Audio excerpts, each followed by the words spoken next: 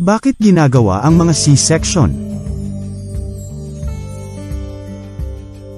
Maaaring plano mong magpa-section dahil sa ilang partikular na issue sa kalusugan sa iyo o sa iyong sanggol.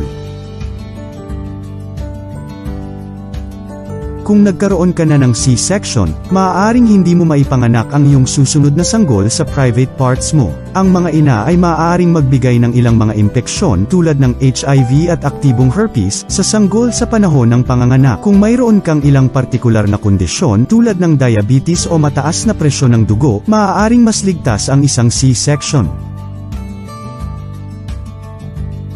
Maaaring nakaharang ang inunan sa iyong cervix. Maaaring kailanganin ng maraming panganganak ang isang C-section. Maaaring masyadong malaki ang iyong sanggol o nasa maling posisyon para sa panganganak sa vaginal.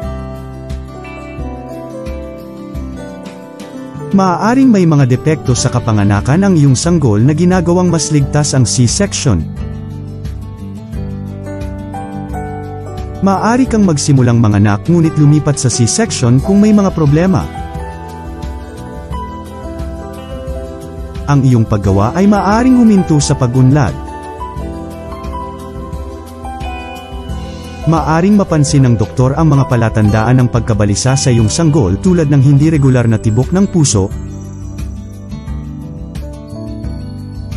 Ang pusod ay maaaring mabalat sa sanggol o makapasok sa kanal ng kapanganakan bago ang sanggol.